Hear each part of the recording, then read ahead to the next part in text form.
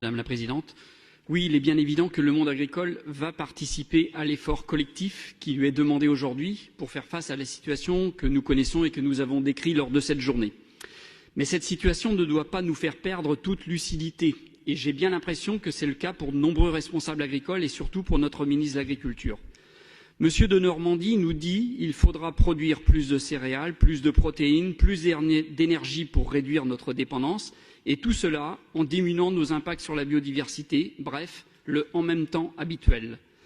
Ces propos sous-entendent qu'en lâchant du lest, notamment en défendant le fait qu'en mettant en production les 4% de jachères, nous allons régler nos problèmes. Je vous rappelle que ce que le ministre appelle les jachères, ce sont les surfaces d'intérêt écologique qui comprennent les zones à proximité des cours d'eau, les haies, les mares et diverses zones d'intérêt environnemental, sur lesquelles nous pourrions remettre des phytosanitaires pour cause de situation de guerre. Tout cela n'est pas raisonnable. Si on y regarde de plus près, les vrais facteurs limitants observés ces dernières années n'ont été aucunement la question des engrais, des phytosanitaires ou de la productivité de ces zones. Vous avez beau avoir les meilleures protections possibles, vous ne passez pas à côté d'une crise comme la grippe aviaire, vous ne passez pas à côté d'un gel tardif en viticulture et arboriculture, vous ne passez pas au travers d'une très faible récolte liée à une sécheresse ou à un excès de pluviométrie, vous ne passez pas à côté d'une crise majeure en élevage car les marchés mondiaux sont fluctuants et les accords de libre-échange peu protecteurs.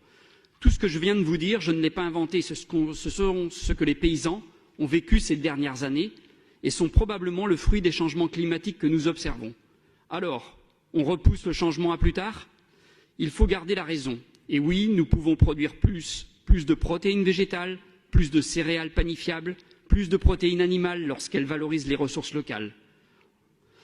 Tout cela, la PAC peut l'initier et le déployer, mais il faut de la lucidité et du courage politique. Nous vous proposons donc, conclure, Monsieur Degnaud. Je termine, chers collègues, par ce vœu d'affirmer une juste rémunération des producteurs, une priorité absolue aux productions alimentaires, un maintien de la trajectoire européenne de la ferme à la fourchette et un soutien sans faille au droit à l'alimentation. Je vous remercie.